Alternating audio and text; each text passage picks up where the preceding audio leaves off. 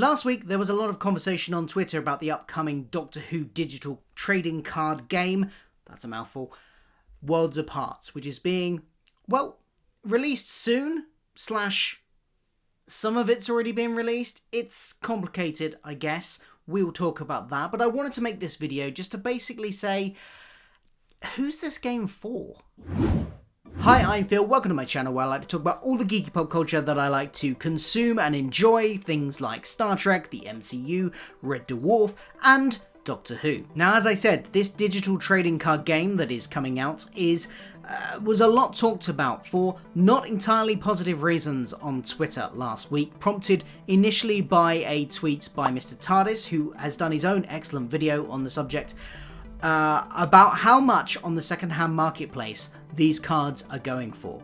That's not the angle of this video. The angle of this video is basically I was curious about who would be interested in playing this game, who is intending on buying this game, who are the likely people this game is realistically actually for. And I want to hear from you. If you're planning on getting this game, do let me know in the comments below and let me know why. What is it about this game you like? How much are you planning on investing in it?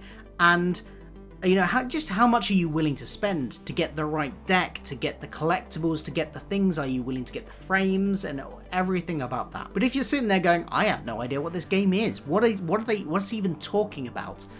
Let's deal with the basics first. This is a trading card game, but it's completely digital. It's completely in the digital realm. First of all, what's a trading card game? Well, a trading card game is typically a game which is cards, and they are collectible, and you trade them, possibly swap them with friends and other people online, buy and sell them in order to get the ones you want, in order to build up a deck, and you use this deck to fight someone else, to have a game with someone else with another deck of cards. You may be familiar with some other well-known trading card games such as like Pokemon, Yu-Gi-Oh, and the one that I used to play, Magic the Gathering. A lot of these games run on very similar lines. You've got cards which are effectively energy cards that you need to spend to activate other cards. Some cards are creature type cards, some cards are objects which do certain things, and some cards are events or spells or something along those lines. And you use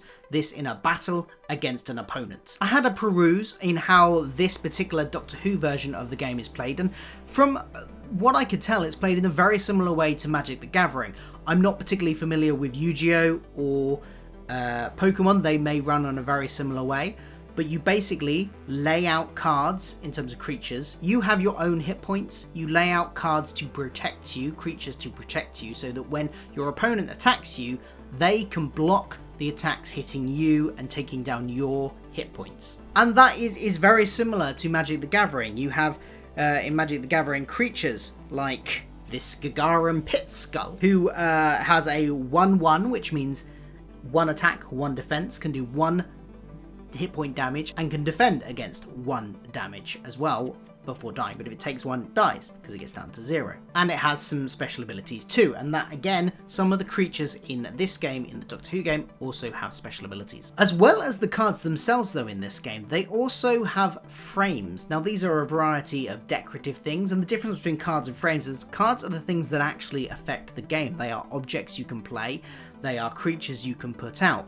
The frames, from what I can tell, are purely aesthetic. They are purely decorative, and yet they seem to be adding value, depending on how you look at it, to resale value and rare, because they're rare. And if you pair up a certain card with a certain frame, that might be rarer than the exact same card with a different frame. But what is important to know is that these are absolutely, completely just decorative. I like to think of them as similar to the skins in Fortnite, for instance. They will make absolutely no difference to the gameplay whatsoever. You could have the best frame in existence and it wouldn't make you more likely to win against your opponents. Now, for me personally, that means that why bother spending the money on them? Why would I care about what frame is around my card? Some people might. I honestly don't understand why. But if you do, good for you. Explain it to me in the comments below, please, because I don't understand. If it doesn't affect your gameplay, why you would care. Now, while the game itself isn't available to play at the moment, you can start buying the packs of cards on the website. These range from seemingly quite reasonable for the core pack, $4.99, to a more eye-watering $50 for one of the special packs that they've released. Now, as I said, this game is completely digital. You don't get any physical cards like this to hold in your hand. It is all online. What they are using is a type of technology that is similar, same type of technology used in Bitcoin, which is called blockchain, which basically there is a register of who owns that card. And when you trade the card, you transfer this on this registry who owns the card. Now that means that theoretically there is a limited amount of each card. This will increase their rarity, but it also means that you can't just digitally copy the card and play with it in the game. There is a limited amount of any particular card, which does affect the marketplace, which we will get to in a minute. This technology, as I said, uses blockchain. It's the same thing that qualifies who owns individual bitcoins. It's that type of technology. Also, I'm not sure, I'm a bit unclear about the technicalities on it, but also referred to as NFTs. This is what the Worlds Apart website has to say about NFTs. NFTs, non-frugable tokens, are the next generation of in-game items and collectibles. These items are tokenized with a small contract and logged on the blockchain. This allows gamers to buy, sell and trade their in-game items or collectible to other players with an unhackable record of ownership. The blockchain gives gamers collectibles full ownership rights and control over their assets. NFTs can be created with rarity established, and in some cases your digital collectibles can become increasingly rare and one of a kind over time, making it very valuable. So you own your card, but this is digital data. It still has to be stored on a server. So, and again, please, if you know more about this than I do correct me in the comments, but my understanding of that is that it has to live on a server.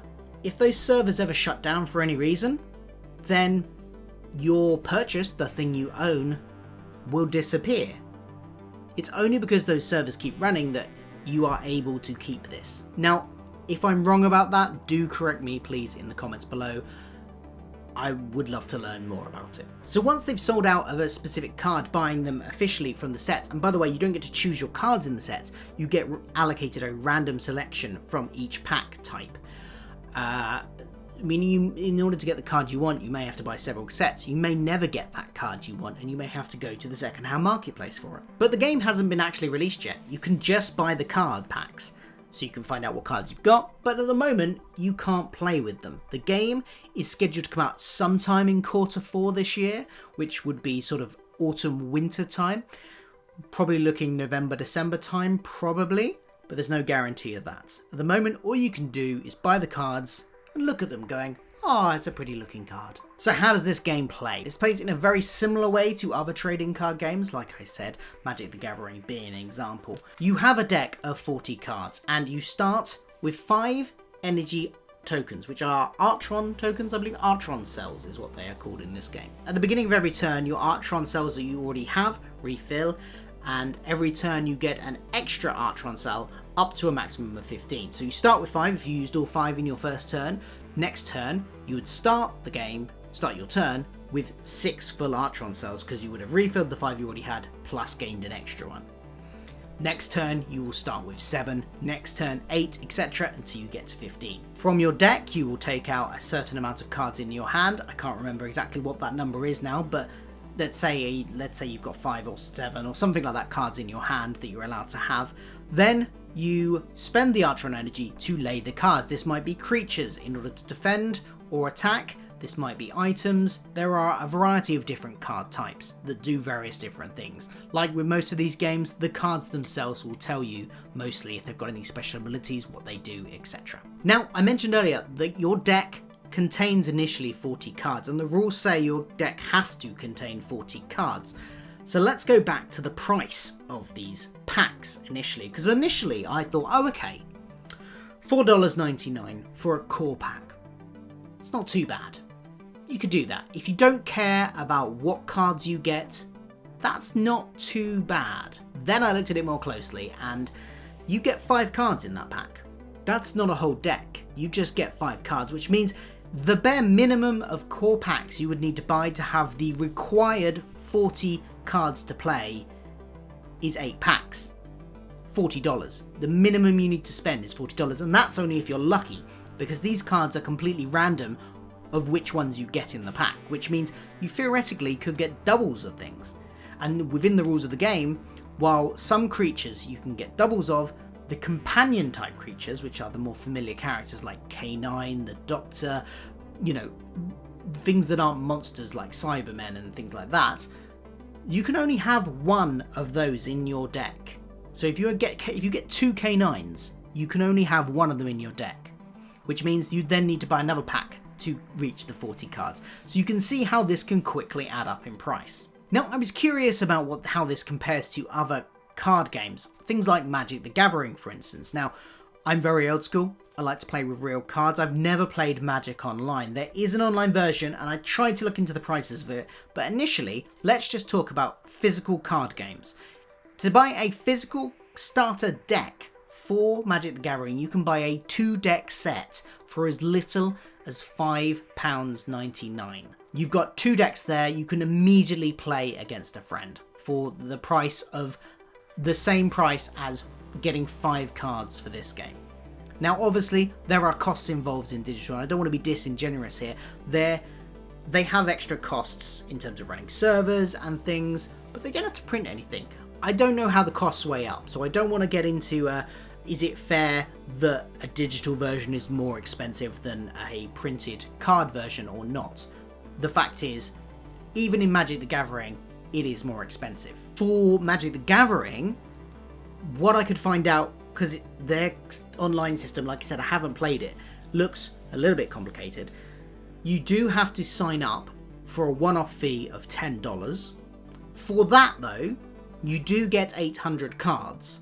Now, from what I could gather, those cards won't make you a particularly great deck. They won't make you a deck that is gonna win you many games against people that are playing with much more sophisticated decks. But if you just wanted to get some cards and play with a friend who also had the initial free 800 cards, you could do that for as little as $10. And as I said, for Worlds Apart, it looks like you've got a minimum spend of $40 in order to get just the 40 cards required. Now, to be fair, to get a decent deck with Magic the Gathering, you're into talking about spending, you know, hundreds of dollars on the digital version to get just a decent deck. So it's hard to compare because, yes, there's a lower bar to entry for Magic, but maybe to get a decent deck, you have to spend a lot more. But certainly for the card version, it's a lot quicker, easier to get into the game from the initial scratch, if you get my gist. So, the backlash against this. Now, as I said, Mr. TARDIS did an excellent video on this. I'm not going to go into this in massive detail. I would suggest going and checking that video out. I'll link it in the comments below. But the general gist of it is the prices attached to these things, both for the cards themselves, but specifically the tweet that sparked this conversation off on Twitter was the digital marketplace. This is where you can resell cards that you've got, and the rarer they are, the more you'll get for them. But there were some cards listed on the image that Mr. TARDIS posted that were going for, were up for $1 million or something ridiculous like that. Now, would anybody buy them for that? I don't know. But that's what they were being listed for at that point.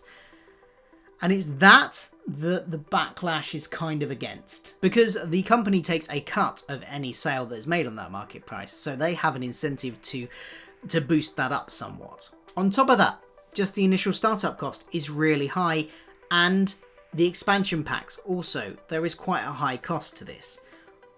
Now, this isn't necessarily a bad thing, it depends who they're aiming it at, and as I said, that's what I wanted to talk about in this video. Taking a little while to get to it, but let's talk about who is this for? Who would this setup of card game appeal to?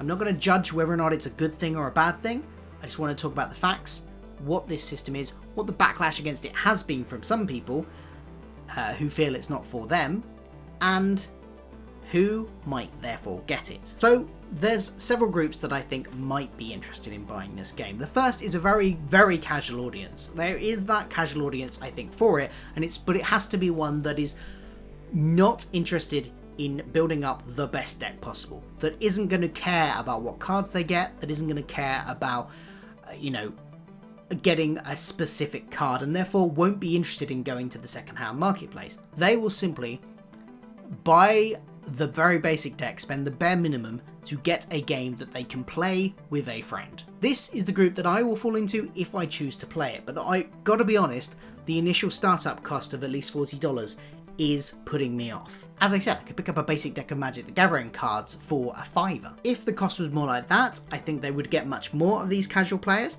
but, if you've got a bit of money to burn, if you've got enough disposable income where $40 isn't a massive hindrance to you, might be oh, okay, I have to go without a few lattes that week or whatever, then sure, go for it. This could appeal to them. The second group is people with a lot more disposable income. Serious players that have the disposable income to spend on buying these, quite expensive second-hand cards to build up the decks they want, but they are still buying it to essentially play. Maybe they're a bit competitive players as well, wanting to enter tournaments in this thing as well. Things like that, but they've got the money to spend and they're willing to play it quite seriously and dedicate a lot of their time and money to this game. The final group are the speculators, possibly the most looked down upon group. They're the people that will be buying this to hope to get a card that becomes rare and that they can sell for a profit. They will be purely in this to get a profit. Now, whether or not it's going to work out that way will depend on the success of the game, but there will certainly be people that go in with it with that intention. So they're the three people that are probably going to get this. If I've missed out, if you think you're part of a group that's going to get this and you don't feel any of those descriptions meet you, that describe you, let me know why you're getting this game, because I would love to hear about it if there's another group. These are the three types of people I think might spend some money on this game, and the casual gamers are going to spend the least. They might spend the bare minimum of $40 and then call it quits. The serious players are probably going to be the ones that spend the most, because they will be the ones that spend on getting the cards they want to build the deck they want. And the speculators will probably sit somewhere in the middle. They'll spend a decent amount, but hope to make more. So they'll try and keep their costs minimum. Will this game be a success? I don't know. I really do like the idea of a proper trading card game like this. I was a bit too old for things like Battles in Time, and to me they always seemed a bit too much like Top Trumps. I mean, there was no real interesting game mechanics that made me want to get into things like Battles in Time. This game, if it was physical cards, I would be all over it. And I would be very tempted, I'm still a little bit tempted to get into this now, because in a very casual way, because I love this type of game. This game is interesting. Things where cards do different things, and there you can alter, an attack, and there's hit points. This is the kind of card game that I like. I still don't know if I'm going to buy it though, because of the reasons, the cost reasons, and just how expensive it is. And the fact that it's digital, and nothing digital is forever, is still in my head. I don't know if I want to spend that money on something that could disappear in 5-10 years time. These cards I will own forever if I want, as long as I don't destroy them or give them away or sell them, but they won't just suddenly disappear because the server's been shut down. Love to hear your thoughts, let me know, and I'll be back for more Doctor Who videos soon. See you then.